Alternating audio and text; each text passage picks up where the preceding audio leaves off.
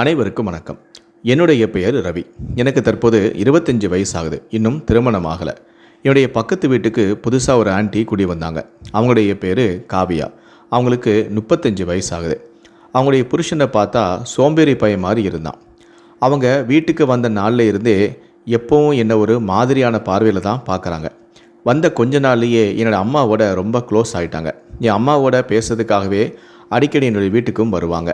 என் அம்மா இருந்தால் ஒழுங்காக பேசுவாங்க. என் அம்மா இல்லைன்னா என்னை வரிசைக்கிட்டே தான் நிற்பாங்க.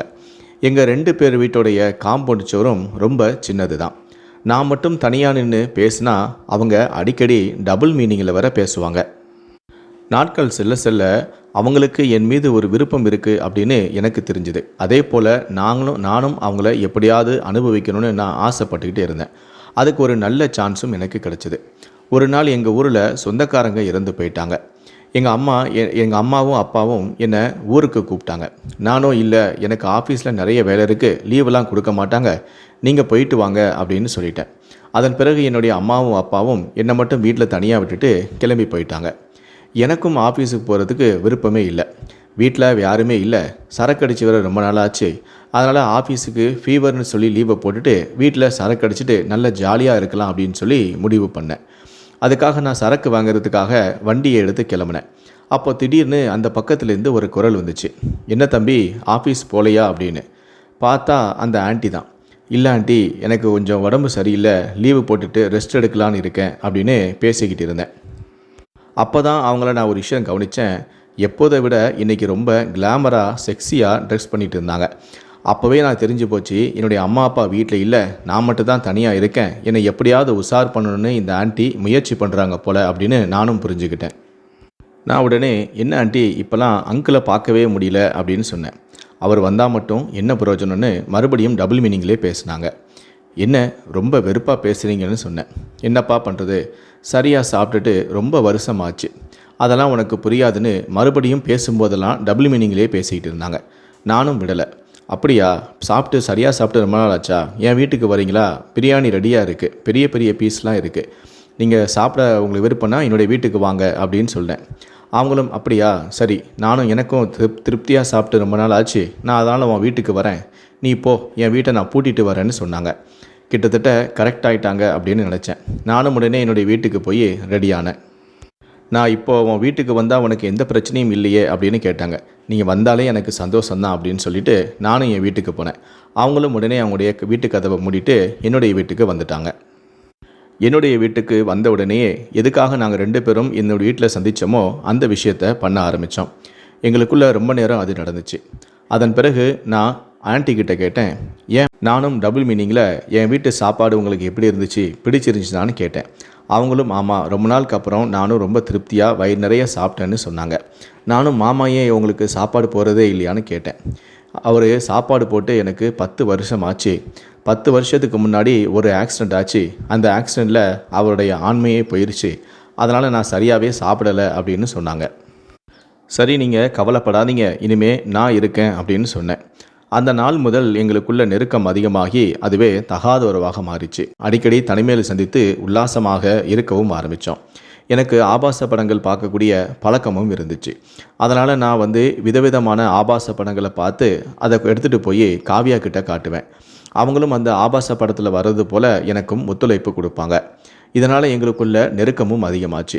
ஒரு கட்டத்தில் நானும் விதவிதமான ஆபாச படங்களை எடுத்துகிட்டு போய் காவியாவுக்கு காட்டி அதுபோல் நாங்கள் இருவரும் உல்லாசமாக இருக்கிறது அவங்களுக்கு ரொம்ப பிடிச்சும் போயிடுச்சு. இந்த மாதிரி பண்ணுறது அவங்களுக்கு ரொம்ப பிடிச்சதால் தினமும் இது போல் பண்ணலாம் அப்படின்னு சொன்னாங்க. நானும் அது எப்படி முடியும், நமக்கு எப்போது வாய்ப்பு கிடைச்சா தானே நம்ம தனிமையில் சந்திக்க முடியும் அப்படின்னு சொன்னேன். அதை நான் பார்த்துக்கிறேன். என் குழந்தைகளுக்கும் என்னுடைய கணவனுக்கும் நான் இரவு தினமும் தூக்க மாத்திரையை கலந்து கொடுத்துட்றேன். நீனும் உன்னுடைய அம்மாவும் அப்பாவும் தூங்கின பிறகு என்னுடைய வீட்டுக்கு வா, நாம் தினமும் சந்தோஷமாக இருக்கலாம் அப்படின்னு ஆன்ட்டியான காவியா சொல்ல எனக்கு இது நல்ல வாய்ப்பாக ஆரம்பிச்சது. நானும் சரி அப்படின்னு சொல்லிட்டு தினமும் இது போல் என்னுடைய அம்மாவும் அப்பாவும் தூங்கின பிறகு காம்பவுண்ட் சுவர் ஏறி குதித்து காவியோட வீட்டுக்கு போய் தினமும் ஆபாச படங்களில் வர்றது போல் அவங்களோட உல்லாசம் அனுபவிக்க ஆரம்பித்தேன். இப்படியே எங்களுடைய தகாத உறவு தொடர்ந்துக்கிட்டே இருந்துச்சு. ஒரு நாள் திடீர்னு நான் காவியோட வீட்டில் உல்லாசம் அனுபவிச்சுட்டு இருக்கும்போது வீட்டில் தூங்கிக்கிட்டு இருந்த என்னுடைய அம்மாவுக்கு தாகம் எடுத்திருக்கு. அந்த சமயம் பார்த்து தண்ணி குடிக்கிறதுக்காக சமையல் கட்டுக்கு வந்திருக்காங்க. அப்போ என்னுடைய ரூம் கதவை நான் சரியாக பூட்டாமல் வந்துட்டேன். அந்த ரூம் கதவு திறந்து இருந்துச்சு. என்னடா இது திடீர்னு ரூம் கதவு திறந்திருக்கு அப்படின்னு சொல்லி என்னுடைய அம்மா வந்து ரூமில் போய் பார்க்க அந்த ரூமில் நான் இல்லை. இந்த நேரத்தில் நான் எங்கே போனேன் அப்படின்னு சொல்லி என் அம்மாவும் வீட்டில் தேட ஆரம்பிச்சிருக்காங்க. பல இடங்களில் என்னுடைய அம்மா தேடி பார்த்துருக்காங்க. ஆனால் வீட்டில் நான் எங்கேயுமே இல்லை அப்படின்னு சொல்லிட்டு தூங்காமல் நான் எப்போ வருவேன் அப்படின்னு சொல்லி எனக்காக காத்துக்கிட்டே இருந்திருக்காங்க. ஆனால் இது தெரியாத நான் காவியாவோட உல்லாசம் அனுபவிச்சுட்டு அந்த சந்தோஷத்தில் இதெல்லாம் கவனிக்காமல் நான் என்னுடைய வீட்டில் போய் தூங்கிட்டேன். ஆனால் அப்போ தான் நான் பக்கத்து வீட்டில் வசித்து வந்த காவியாவோட தகாத உறவில் இருக்கேன் அப்படிங்கிற விஷயமே என்னுடைய பெற்றோர்களுக்கு தெரிஞ்சு அவங்க அதிர்ச்சி ஆனாங்க. இப்படி தன்னுடைய மகன், திருமணமாகாத ஒரு மகன், 2 குழந்தைகள் தாயான காவியாவோட இப்படி தகாத உறவில் இருக்கிறதும், தினமும் தூங்கின பிறகு அவளுடைய வீட்டுக்கு போய் அவளோட தனிமையில் இருந்துட்டு வரதையும் பார்த்து பேர் அதிர்ச்சி ஆனாங்க. இதுக்கு எப்படியாவது ஒரு முடிவு கட்டணுமே அப்படின்னு சொல்லிட்டு உடனடியாக இந்த வீட்டை நம்ம காலி பண்ணணும், நம்முடைய பையனோட வாழ்க்கை தான் நமக்கு முக்கியம் அப்படின்னு சொல்லி இந்த வீட்டை காலி செய்கிறதுக்கு முயற்சி பண்ணாங்க. அதன் பிறகு வேற ஒரு வீடை பார்க்க ஆரம்பித்தாங்க. ஆனால் என்னுடைய நல்ல நேரமோ என்னோ தெரியல, இந்த வீடு மாதிரி நல்ல வசதி வாய்ப்போட எந்த வீடுமே அமையலை. அதனால் வீடு பார்க்குறேன்னு கிட்டத்தட்ட 3 மாத காலமாக அதை இழுத்துக்கிட்டே தான் போச்சு. நானும் என்னுடைய அம்மா அப்பா கிட்ட எதுக்கு இந்த வீட்டை மாற்றணும், இங்கே இருக்கலாமே, ஏன் மாறணும் சொன்னாலும் கூட சரியான காரணத்தை சொல்லவே இல்லை. இல்லைப்பா வீடு மாறணும்னு மட்டுமே என்கிட்ட சொன்னாங்க. அதுக்கு பிறகு பார்த்தாங்க சரியான வீடும் அமையலை. ஒரு கட்டத்தில் நமக்கு வீடு சரியாக அமையாட்டா என்ன, நம்ம பையனுக்கு சீக்கிரமாகவே கல்யாணம் பண்ணி வச்சிடலாம் அப்படின்னு சொல்லிட்டு 25 வயசுலேயே எனக்கு பொண்ணு பார்க்கவும் ஆரம்பிச்சிட்டாங்க. வழக்கமாக என்னுடைய குடும்பத்தில் எல்லாத்துக்குமே 29-30 வயசில் தான் திருமணமே செஞ்சு வைப்பாங்க. ஆனால் என்னுடைய இந்த ரகசியமான உறவு என்னுடைய பெற்றோர்களுக்கு தெரிஞ்சதால் எனக்கு சீக்கிரமாகவே கல்யாணம் பண்ணி வச்சிடணும் அப்படின்னு சொல்லி ஒரு முடிவுக்கு வந்தாங்க. அப்போ தான் அவன் மனைவி, குழந்தை குட்டின்னு நல்லபடியான ஒரு வாழ்க்கையை வாழ்வான், இல்லைனா இந்த மாதிரி கல்யாணமான 2 குழந்தைகள் தாயோட ஒரு தகாத உறவு தான் இருப்பான் அப்படின்னு சொல்லி என்னுடைய வாழ்க்கைக்காக எனக்கும் அவசரமாக பொண்ணு பார்க்கவும் ஆரம்பித்தாங்க. அதனால் வரைக்கும் நான் தினமும் காவியாவோட பல ஆபாச வீடியோக்களை காட்டி அவளோட உல்லாசம் அனுபவிச்சுட்டு வந்தேன். அதன் பிறகு என்னுடைய திருமண ஏற்பாடுகளும் நடக்க ஆரம்பிச்சது. எனக்கு வீட்டில் பொண்ணு பார்த்துட்டாங்க அப்படிங்கிறத தெரிஞ்சுக்கிட்டு காவியா அதிர்ச்சி ஆனாங்க. இருந்தாலும் அவங்களால ஒன்றுமே செய்ய முடியல. ஏன்னா எங்களுடைய உறவு காவியாவுடைய கணவனுக்கோ பிள்ளைக்கோ தெரியாது. அதனால் அவங்க இதை எப்படி ஸ்டாப் பண்ணுறதுன்னு தெரியாமல் அதை கண்டும் காணாமல் விட்டுட்டாங்க. ஒரு கட்டத்தில் காவியாவும் கூட சரி உனக்கும் ஒரு வாழ்க்கை இருக்குது, நான் உன்னுடைய வாழ்க்கையை அழிக்க நான் விரும்பலை, நீ ஆசைப்படுற மாதிரி உன் அம்மா அப்பா ஆசைப்படுற மாதிரி அந்த பொண்ணை கல்யாணம் பண்ணி நீ சந்தோஷமாக வாழு அப்படின்னு சொல்லிட்டு நான் இனி உன்னுடைய வாழ்க்கையில் நான் குறுக்கிடவே மாட்டேன், நீ நல்லா இருந்தால் எனக்கு சந்தோஷம்தான் அப்படின்னு சொல்லி அவங்க விட்டு கொடுத்துட்டாங்க. அதன் பிறகு கொஞ்ச நாள்லேயே எனக்கு பொண்ணு பார்த்தாங்க, கல்யாணமும் முடிஞ்சிருச்சு. நானும் என் மனைவியோட சந்தோஷமாக இருக்க ஆரம்பித்தேன். எப்படி நான் காவியாவோட சந்தோஷமாக இருந்தேனோ தினமும், அதே போல் என்னுடைய மனைவியோடனும் நான் தினமும் சந்தோஷமாக இருக்க ஆரம்பித்தேன். ஒரு கட்டத்தில் என்னுடைய மனைவி ஒரே மாதத்தில் கர்ப்பமும் ஆயிட்டாங்க. அதன் பிறகு நான் ஹாஸ்பிட்டலுக்கு என்னுடைய மனைவியை அழைச்சிட்டு போனேன்.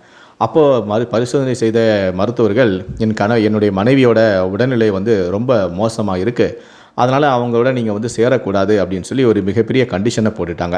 இது எனக்கு பேர் அதிர்ச்சியை கொடுத்துச்சு.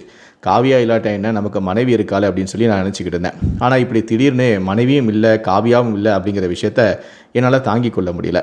என்னுடைய மனைவியோட உடல்நிலையும் சரியில்லாததால் அவங்க கொஞ்சம் ரெஸ்ட் எடுக்கணும் அப்படின்னு சொல்லிட்டு என் மனைவியோடைய அம்மா, அதாவது என்னுடைய மாமியார் என்னுடைய மனைவியை வீட்டுக்கு அழைச்சிட்டும் போயிட்டாங்க.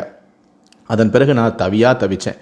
என்ன பண்ணுறது அப்படின்னு சொல்லி யோசிச்சுக்கிட்டே இருந்தேன். அதன் பிறகு மறுபடியும் நான் காவியாவோட தொடர்பை ஏற்படுத்தி கொள்ளணும்னு விரும்பினேன். உடனே காவியாவும் சரி வா நம்ம பழையபடியும் சந்தோஷமாக இருக்கலாம், உன் மனைவி உன்னுடைய வீட்டுக்கு வர வரைக்கும் நான் உனக்கு சந்தோஷத்தை தரேன் அப்படின்னு சொல்லி மறுபடியும் என்ன அழைக்க ஆரம்பித்தாங்க. அதன் பிறகு மீண்டும் எங்களுடைய தகாத உறவு தொடர்ந்துச்சு. அப்போவும் என்னுடைய அம்மா நான் என்ன செய்கிறேன் அப்படின்னு சொல்லி என்னை ரகசியமாக கண்காணிக்க நான் மறுபடியும் காவியாவோட வீட்டுக்கு வந்துட்டு போகிறத பார்த்து அவங்க அதிர்ச்சி ஆனாங்க.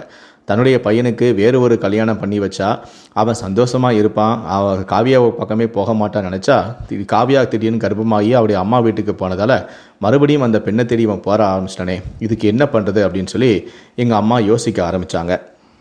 அப்போ தான் ஒரு கட்டத்தில் இந்த பெண்ணை நம்ம இந்த வீட்டை விட்டு காலி பண்ண வச்சிடணும் அப்படின்னு சொல்லி முடிவு பண்ணி எங்களுடைய ரகசிய உறவை காவியாவுடைய கணவன்கிட்ட சொல்லணும் அப்படின்னு சொல்லி என்னுடைய அம்மா முடிவு பண்ணி அரசல் புரசலாக நான் காவியாவோட தொடர்பு இருக்கேன் அப்படின்னு சொல்லாமல், உன்னுடைய மனைவி நடத்த சரியில்லைப்பா, உன்னுடைய மனைவியோட நீ ரகசியமாக கண்காணி, நீ இல்லாத நேரங்களில் உன்னுடைய வீட்டுக்கு யாரெல்லாமோ வந்துட்டு போகிறாங்க அப்படின்னு சொல்லி ஒரு குண்டை தூக்கி போட்டாங்க. இது காவியோட கணவனுக்கு பேர் அதிர்ச்சியை கொடுத்துச்சு. ஏன்னா ஏற்கனவே அவருக்கு ஆண்மை இல்லை அப்படிங்கிற விஷயம் அவருக்கு மட்டும்தான் தெரியும், ஆனால் என்னுடைய அம்மாவுக்கு தெரியாது.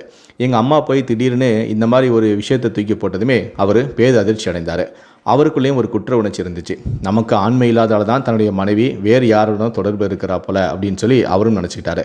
இருந்தாலும் 2 குழந்தைகளோட வாழ்க்கையும் பாதிக்கப்படுமே அப்படின்னு சொல்லிட்டு தன்னுடைய மனைவியான காவியாவுக்கு அவர் அறிவுரை கூற ஆரம்பித்தார். நீ இந்த மாதிரி ஒரு பையனோட தகாத உறவு இருக்கிறது எனக்கு தெரியும், இனிமேல் அந்த தகாத உறவை நீ கைவிட்டுரு, இதுக்கப்புறம் அந்த உறவை தொடராத அப்படின்னு சொல்லிட்டு தன்னுடைய மனைவிக்கு அவர் அறிவுரை சொல்ல ஆரம்பித்தார். இது காவியாவுக்கு பெரும் அதிர்ச்சியாக இருந்துச்சு.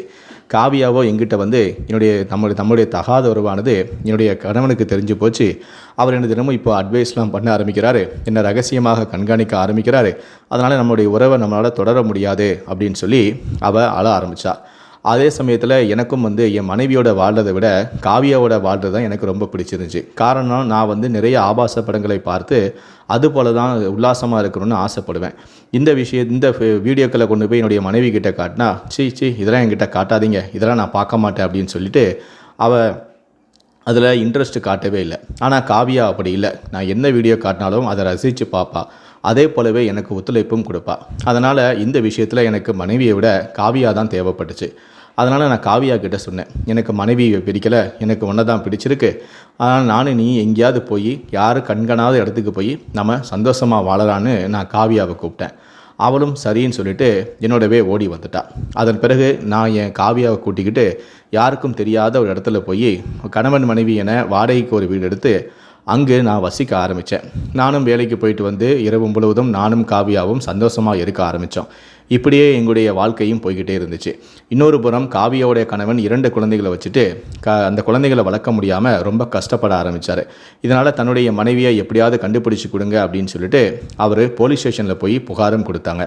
என்னோட தான் வந்து காவியா ஓடிப்போன விஷயத்த காவியாவுடைய கணவனுக்கு தெரியாத வகையில் என்னுடைய அம்மாவும் எனக்கு வெளிநாட்டில் ஒரு வேலை கிடைச்சதாகவும் நான் வெளிநாட்டுக்கு சென்றுட்டேன் அப்படின்னு சொல்லி ஒரு பொய்யையும் சொல்லிட்டாங்க. இதனால் காவியாவுடைய கணவனுக்கு என் மீது சந்தேகம் வரலை. இன்னொரு புறம் என்னுடைய அம்மாவும் அப்பாவும் என்னை ரகசியமாக தேடவும் ஆரம்பித்தாங்க. ஆனால் நான் பக்கத்து வீட்டில் இருந்த காவியோட பெண்ணோட ஓடி போயிட்டேன் அப்படிங்கிற விஷயம் என் மனைவிக்கு மட்டும் தெரிஞ்சு போச்சு. ஏன்னா அவகிட்ட போய் சொல்ல முடியாது. ஏன்னா நான் வந்து செல்ஃபோனை மாற்றிட்டு வேற ஒரு நம்பர் தான் நான் யூஸ் பண்ணிக்கிட்டு இருந்தேன். அதனால் என்ன தொடர்பு கொள்ள முடியாது. இதனால் என்னுடைய மனைவி அடிக்கடி என்னை தொடர்பு கொள்ள முடியாமல் என்னுடைய அம்மா கிட்ட கேட்க வேறு வழி இல்லாமல் என்னுடைய அம்மா அனைத்து உண்மைகளையும் சொல்ல இதனால் என்னுடைய மனைவி பேரதிர்ச்சி அடைந்தாங்க.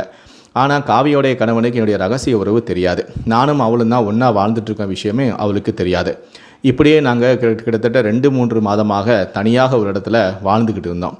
அப்போ தான் காவியா இந்த இடத்துல தான் வாழ்கிறா அப்படிங்கிற விஷயம் எப்படியோ அவளுடைய கணவனுக்கு தெரிய வந்துச்சு. அவள் உடனடியாக போலீஸ் ஸ்டேஷனுக்கு போயிட்டு என்னுடைய மனைவி இந்த இடத்துல தன்னுடைய கள்ளக்காதலோட வாழ்கிறா அப்படின்னு சொல்லி அவர் புகார் கொடுக்க போலீஸார் நாங்கள் இருந்த அந்த பகுதியில் இருந்த காவல் நிலையத்துக்கு தகவல் கொடுத்துட்டாங்க. உடனடியாக போலீஸாரும் என்னுடைய வீட்டுக்கு வந்துட்டாங்க. வந்தவங்க எங்களை கைது பண்ணி எங்களை கூட்டிகிட்டு போக வந்தாங்க. ஆனால் நாங்கள் கதவை திறக்கவே இல்லை. என்ன பண்ணுறதுன்னு தெரியாமல் நாங்கள் யோசிச்சுக்கிட்டே இருந்தோம். அப்போ தான் காவியா சொன்னால், நம்மளை இனி சேரவே முடியாது, நம்ம கண்டிப்பாக பிரிஞ்சு பெறுவோம், என்ன பண்ணுறது அப்படின்னு கேட்டால். எனக்கும் காவியா விட்டு பிரிஞ்சு போக மனசும் இல்லை. உடனே நாங்கள் 2 பேரும் விபரீதமான முடிவை எடுத்தோம். நம்ம தற்கொலை பண்ணிக்கலாம், சாவு நம்மளை ஒன்று சேர்க்கும் அப்படின்னு சொல்லிட்டு நாங்கள் 2 பேரும் முடிவு பண்ணோம். அதன் பிறகு நாங்கள் 2 பேருமே விஷத்தை சாப்பிட்டுட்டோம். அதன் பிறகு போலீஸார் எங்களை கைது பண்ணி ஸ்டேஷனுக்கு கூட்டிகிட்டு போனாங்க. அதன் பிறகு போலீஸாருக்கு எங்கள்கிட்ட விசாரிக்கும் போது தான் நாங்கள் அனைத்து உண்மைகளையும் சொன்னோம். அப்போ தான் காவியா எனக்கு தலை சுற்றுது, மயக்க வர மாதிரி இருக்குது அப்படின்னு சொன்னான். உடனே போலீஸார் என்ன ஏதுன்னு விசாரிக்கும் போது தான் நாங்கள் விஷம் சாப்பிட்டுட்டு தான் வந்தோம் அப்படின்னு சொன்னோம். இதை கேட்ட போலீஸார்களே அதிர்ச்சி அடைந்தாங்க. உடனடியாக எங்கள் 2 பேரையுமே மருத்துவமனைக்கு கூட்டிகிட்டு போய் அட்மிட் பண்ணாங்க. எங்களுக்கு தீவிரமான சிகிச்சையும் அளிக்கப்பட்டுச்சு. ஆனால் சிகிச்சை பலனளிக்காமல் காவியா இறந்து போயிட்டா. ஏன்னா எனக்கு கிட்டத்தட்ட 20 நாட்கள் நான் மருத்துவமனை அனுமதிக்கப்பட்டு எனக்கு தீவிரமான சிகிச்சை அளிக்கப்பட்டதால் நான் மட்டும் உயிர் பிழைச்சிக்கிட்டேன். ஆனால் காவியா இறந்து போயிட்டா. தற்போது அவருடைய கணவன் அந்த 2 குழந்தைகளை வளர்க்க முடியாமல் கஷ்டப்பட்டு வராரு. நானும் காவியா இறந்ததால் வேறு வழி இல்லாமல் திருந்தி நான் என் மனைவி கிட்ட மன்னிப்பு கேட்டு இப்போ அவளோட தான் நானும் வாழ்ந்துக்கிட்டு இருக்கேன். எனக்கும் இப்போ ஒரு குழந்தையும் பிறந்துருச்சு. அந்த குழந்தையோட எதிர்காலத்துக்காக என்னுடைய மனைவி என்னை மன்னித்து ஏற்றுக்கிட்டா. இப்போ நான் எந்த விதமான பொண்ணோடையும் தகாத உறவு இல்லாமல் என் மனைவிக்கு உண்மையாக சந்தோஷமாக நான் இப்போ ஒரு வாழ்க்கையை வாழ்ந்துக்கிட்டு இருக்கேன். ஆனால் என்னோட தகாத உறவு இருந்த காவியோட குடும்பம் தான் சிதைஞ்சு போயிருச்சு. அதை நினச்சி நான் பல நாட்கள் வருத்தப்பட்டதும் உண்டு.